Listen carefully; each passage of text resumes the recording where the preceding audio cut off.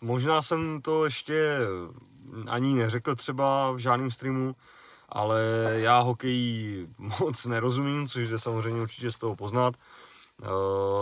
Komentuju vesměs jenom to, co vidím, i když prostě je dost těžký se občas prostě dívat do kamery, kterou mám ještě tak 50 čísel jakoby nad hlavou, i když mám obrazovku natočenou jakoby na sebe.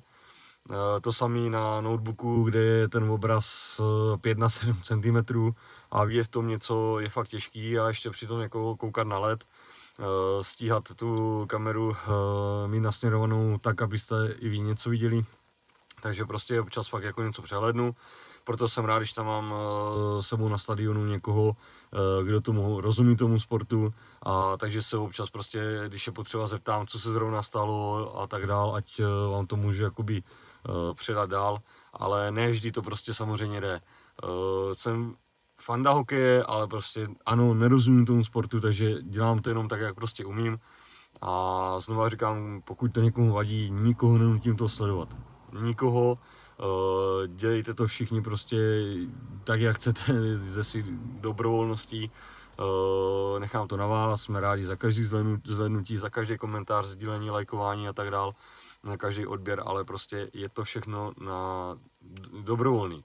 Jo, jestli jsem po dnešku neprávem osočil někoho z té činnosti, jakožto vytahování kabelů z elektriky, jiného, než kdo to ve skutečnosti byl, tak se mu tímto omlouvám.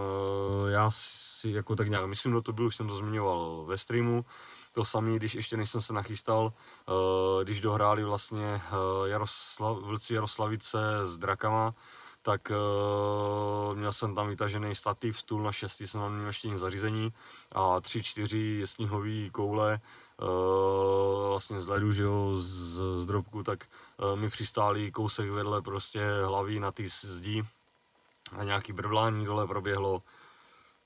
Nikoho fakt nenutím se na to dívat, jo, je to fakt čistě na vás, chcete, nechcete. Říkám, je mi jedno, jestli faníte tomu nebo tomu týmu, jestli jak to komentujete, nekomentujete, je mi to fakt jedno, ale prosím, tohle to nedělejte, jde fakt jako o to zařízení, jako než o mě, tak fakt mi jde o to zařízení, co není moje, jo, ne všechno je prostě moje. Tímto jsem vás chtěl takhle poprosit a mějte se hezky. Ve čtvrtek, ahoj.